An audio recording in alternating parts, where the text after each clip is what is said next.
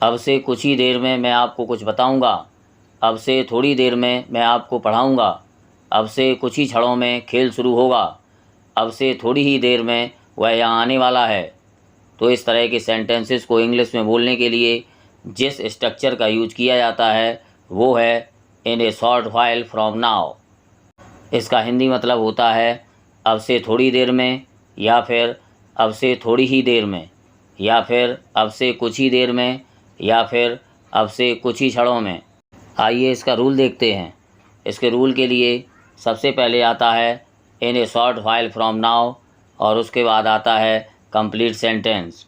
इसे हम इस तरह से ही बना सकते हैं जैसे कि सबसे पहले आएगा सेंटेंस और उसके बाद आएगा in a short while from now. Sentence हमारा किसी भी टेंस में हो सकता है, डिपेंड करता है कि हमें क्या बोलना है। सेंटेंस जिस टेंस का होगा उसकी इंग्लिश उसी टेंस के अनुसार बनेगी। आइए इसके कुछ एग्जांपल्स देखते हैं। अब से कुछ ही देर में मैं आपको कुछ बताऊंगा। In a short while from now I will tell you something, या फिर I will tell you something in a short while from now. अब से थोड़ी देर में मैं आपको पढ़ाऊंगा। In a short while from now I will teach you, या फिर I will teach you in a short while from now. अब से कुछ ही क्षणों में खेल शुरू होगा।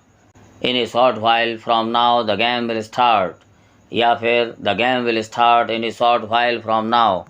अब से थोड़ी ही देर में वह यहाँ आने वाला है। In a short while from now he is about to come here, या फिर he is about to come here in a short while from now.